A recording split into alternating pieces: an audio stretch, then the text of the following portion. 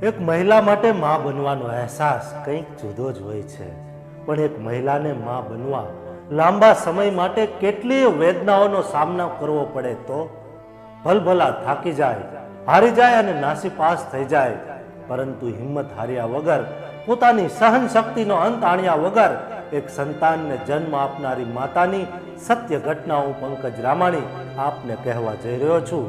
તો આ વિડીયોને તમે અંત સુધી જોજો. 2006માં મૂળ જામનગરના પ્રણવભાઈ તથા પાસેના જ નાનકડા શહેર જામખંભાળિયાના શીતલબેનના લગ્ન થયા હતા.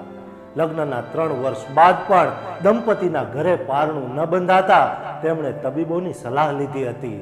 ત્યારબાદ લગભગ 3 વર્ષ દરમિયાન દંપતીએ હોમિયોપેથિક, આયુર્વેદિક તથા એલોપેથિક સારવાર લીધી હતી, પરંતુ તેનાથી ફાયદો થયો ન હતો. 2012માં દંપતીએ IVF નો વિકલ્પ સ્વીકાર્યો. જોકે આ રસ્તો પણ દંપતી માટે સરળ નીવડ્યો ન હતો. સામાન્ય રીતે કોઈ નિસંતાન દંપતીને 2 થી 4 IVF સાયકલમાં સફળતા મળતી હોય છે, પરંતુ શીતલબેનના કિસ્સામાં એવું બન્યું નહોતું. 6 વર્ષના ગાળામાં શીતલબેનને 10 વખત કસુવાવડ થઈ હતી. એક વખત તો ગર્ભનો ખાસો વિકાસ થયો, પણ તે ફેલોપિયન ટ્યુબમાં વિકસ્યો હતો. માતાના આરોગ્ય માટે કોઈ મુસીબત ન સર્જાય તે માટે તબીબોએ ગર્ભને હટાવવાનો નિર્ણય લેવો પડ્યો હતો. શીતલબેનને સમય દરમિયાન ખૂબ જ માનસિક અને શારીરિક ત્રાસ થતો હતો, પરંતુ પતિ અને પરિવાર અડીખમ રહ્યા. IVF દરમિયાન ટ્યુબમાં બાળકનો વિકાસ એ જવલ્લે જ બનતી ઘટના છે, પરંતુ શીતલબેનના કિસ્સામાં એવું થયું હતું. તેને વિચાર આવતો હતો કે મારી સાથે જ કેમ આવું થયું. એ દિવસોને યાદ કરતા પ્રણવભાઈ કહે છે, કસુવાવડ કે IVF સાયકલ સફળ ન થાય ત્યારે નિરાશા અને હતાશા ઘેરી વળતા. એવા સમયે હું અને શીતલ એકબીજાને સધિયારો આપતા. ડોક્ટર બાવીશી કહે છે, શીતલબેનના તમામ ટેસ્ટના રિપોર્ટ્સ પોઝિટિવ હોવા છતાંય શા માટે કસુવાવડ થતી હતી તે સમજવું તબીબી વિજ્ઞાનની સમજણથી બહાર હતું. તેઓ ઉમેરે છે કે 20 વર્ષની તેમની કારકિર્દીમાં કોઈ દંપતીએ 22 સાયકલ સુધી ધીરજ રાખી હોય તેવું આ પ્રથમ ઉદાહરણ છે. 6 વર્ષના ગાળા દરમિયાન સહન કરેલા સેંકડો ઇન્જેક્શન તથા પરિવારની અનેક માનતા બાધાનું ફળ શીતલબેનને 15મી ઓગસ્ટે સવારે 12:30 વાગ્યે પંક્તિ સ્વરૂપે મળ્યું હતું. એ દિવસને યાદ કરતા પ્રણવભાઈ કહે છે, શીતલને લેબર રૂમમાં લઈ ગયા હતા. હું, મારા મમ્મી તથા અન્ય પરિવારજનો બહાર ઊભા રહીને રાહ જોઈ રહ્યા હતા. એ સમયે મનમાં લાગણીઓ અને વિચારોના ઘોડાપૂર આવ્યા હતા. અચાનક જ બાળકના રડવાનો અવાજ સંભળાયો એટલે અમે ચમકી ગયા. પછી અમારા હરખનો પાર ન રહ્યો. થોડી વારમાં સિસ્ટર બહાર આવ્યા અને પંક્તિને મારા હાથમાં મૂકી. સિસ્ટરે કહ્યું કે લેબર રૂમમાં શીતલબેને સૂચના આપી હતી કે બાળક સૌ પહેલા તેના ડેડીના હાથમાં આપજો. તેમણે ખૂબ જ ધીરજ ધરી છે. પ્રણવભાઈને શરૂઆતમાં 5-6 સેકન્ડ તો કંઈ સમજાયું જ નહીં. તેઓ પંક્તિને જોઈ જ રહ્યા. પછી ઈશ્વરનો આભાર માન્યો.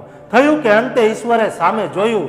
37 અઠવાડિયાનો પૂર્ણકાળ સિઝેરિયનથી પંક્તિ સ્વરૂપે સ્વસ્થ બાળકનો જન્મ થયો. ત્યારે તેનું વજન 2 કિલો અને 700 ગ્રામ હતું. એક તરફ દેશ 72મી આઝાદીની વર્ષગાંઠ ઉજવી રહ્યો હતો, તો બીજી તરફ ઠાકર દંપતીને 11 વર્ષની નિરાશા તથા હતાશામાંથી આઝાદી મળી. પોતાની વેદના વિશે વાત કરતા શીતલબેને કહ્યું, હું હજુ 30માં હતી, શારીરિક તથા માનસિક રીતે સક્ષમ હતી. જો મને 40 વર્ષ થઈ ગયા હોત તો કદાચ મેં એડોપ્શનનો વિકલ્પ વિચાર્યો હોત. મારે સરોગસીની જરૂર છે એવું મને તબીબોએ જણાવ્યું નહોતું. મેં નક્કી કર્યું હતું કે ગમે તે થાય, મારે માતા બનવું છે. હું થાકીશ નહીં, કંટાળીશ નહીં અને આશા નહીં છોડું. સંતાનને જન્મ આપવાની જે ખુશી હોય તે ખુશી મારે જોઈતી હતી. પોતાની અંદર ઉછળતા બાળકને અનુભવવું હતું, તેની હલચલ ફીલ કરવી હતી. બાળકની કીકનો અનુભવ જોઈતો હતો. જે કોઈ રીતે તેને સકારાત્મક વિચાર તથા પોષણ આપી શકું તે આપવા હતા. મને ખુશી છે કે ગર્ભસ્થ બાળકને લાભકારક હોય તેવી તમામ ચીજો મેં આ ગાળા દરમિયાન ખાધી છે, ચાહે તેનો સ્વાદ મને પસંદ પડે કે ન પડે. શીતલબહેને ઉમળકાથી કહ્યું, જો સરોગસી સ્વીકારવી પડી હોત તો મને તૈયાર બાળક મળ્યું હોત. હું તેને મારું દૂધ ન પીવડાવી શકી હોત. મારે બાળકને મારું ખુદનું દૂધ પીવડાવવું હતું. આજે જ્યારે પંક્તિ મારા સરસી ચંપાયેલી હોય ત્યારે હું ટોપ ઓફ ધ વર્લ્ડ હોઉં એવું અનુભવું છું. મને લાગે છે કે જાણે મારા જીવનની દરેક ઈચ્છાઓ પૂર્ણ થઈ ગઈ છે. પંક્તિને પ્રથમ વખત હાથમાં લેવાના અનુભવ વિશે શીતલબેન જણાવે છે, મેં ત્યારે તેના હાર્ટ બીટ્સ પહેલી વખત સાંભળ્યા ત્યારે અપાર ખુશી થઈ હતી.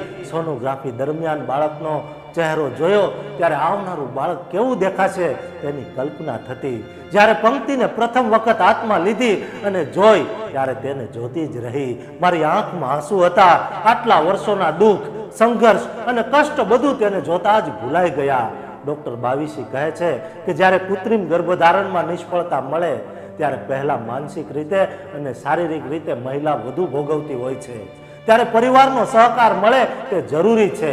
2017ના અંત ભાગમાં શીતલબહેનના જીવનમાં નવી શરૂઆત થઈ. પંક્તિના રૂપે શીતલબહેને ગર્ભ ધારણ કર્યો. સામાન્ય રીતે 2.5-3 મહિનાના ગર્ભ સુધીમાં જટિલતા ઊભી થતી હતી, પરંતુ આ વખતે એવું થયું ન હતું. બધું યોગ્ય રીતે ચાલી રહ્યું હતું. ઠાકર પરિવારમાં પ્રણવભાઈ બાદ 39 વર્ષે ફરી એક વખત બાળકનું આગમન થવાનું હતું. શીતલબહેનના સસરા અને નિવૃત્ત પ્રાધ્યાપક કાંતિભાઈ સારા દિવસો દરમિયાન શીતલબેનની જરૂરિયાત તથા ફરમાઈશની દરેક વસ્તુ હાજર કરી આપતા હતા. પરંતુ અચાનક એક દિવસ તેને પેરાલિસિસનો હુમલો આવ્યો. ખુશીની આશાએ બેઠેલા ઠાકર પરિવાર પર જાણે વજ્રાઘાત થયો.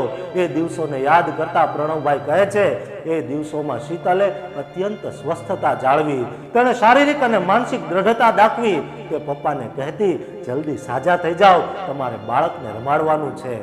પપ્પા એટલે અમારા ઘરના હાથ અને પગ. ઘરના નાના મોટા કામ તેઓ જાતે જ પતાવી દે. 75 વર્ષની ઉંમરે પણ દરરોજ 5 કિલોમીટરની વોકિંગની આદત ધરાવનારા પપ્પાને કેવી રીતે સંભાળવા તે સમજાતું નહોતું. હવે પંક્તિના જન્મ બાદ કાંતિભાઈની તબિયત સુધરી છે. તેઓ પોતાની જાતે ઊભા થઈ શકે છે અને બેસી શકે છે તથા લાકડીના ટેકે ટેકે ચાલી શકે છે. મિત્રો, આ વિડીયો આપને ગમ્યો હોય તો લાઈક કરજો, શેર કરજો, કોમેન્ટ કરજો અને સબસ્ક્રાઇબ કરવાનું ભૂલતા નહીં. સાથે રોજની જેમ કંઈક અલગ. नफरत कमाना भी इस दुनिया में आसान नहीं है. नफरत कमाना भी इस दुनिया में आसान नहीं है. लोगों की आंखों में खटकने के लिए भी कुछ खूबियां तो होनी चाहिए. आभार.